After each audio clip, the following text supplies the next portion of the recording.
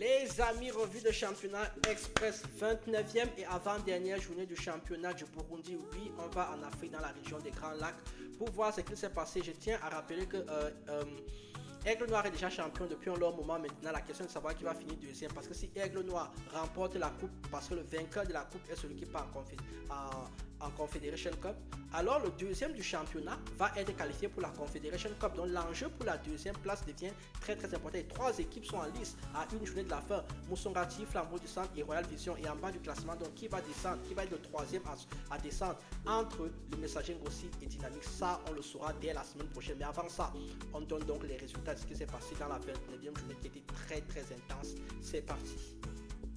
On va donc commencer par Interstar qui jouait face à Olympique, victoire de Olympique 2-1. Olympique qui met fin à une série de 4 matchs sans aucune victoire. Bon, ils sont maintenus, ils ont réussi le championnat, eux ils jouaient le maintien, ils sont maintenus, c'est bon.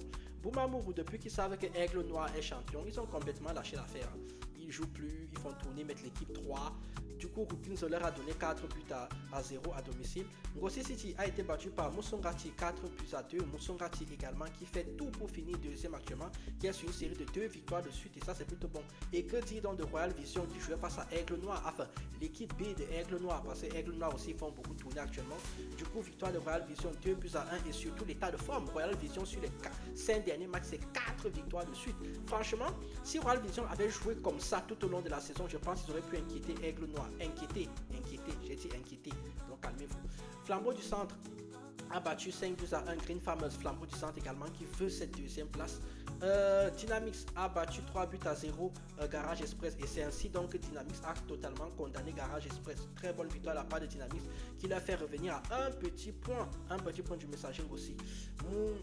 Musinga a joué face à Kayanza, il y a eu 0-0 dans ce match. Enfin, le Messager Ngossi a battu 2 buts à 1 Vitalo. Au classement, donc ça donne concernant que Aigle Noir champion 68 points. Maintenant dans la bataille pour la deuxième place, Musongati 56-55 pour Flambeau du Centre et 53 pour Royal Vision. Vous voyez donc 3 points d'écart à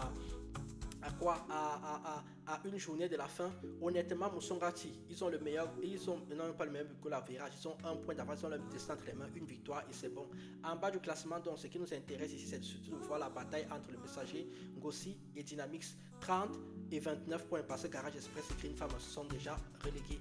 Lors donc de la prochaine journée qui aura lieu ce week-end et qui sera la dernière, on aura donc Green Farmers face à Musinga, Aigle Noir face à Garage Express, Kayanza, match amical, Kayanza face à Dynamics, le Messager Ngossi face à Interstar. Voilà, 2 matchs qui vont nous intéresser. Musongati face à Boumamourou, ça aussi ça va être intéressant. Olympique face à Ngossi City, Royal Vision face à Vitalo et enfin Rukinzo qui va jouer face à Flambeau du Centre. On en parle la semaine prochaine très tranquillement.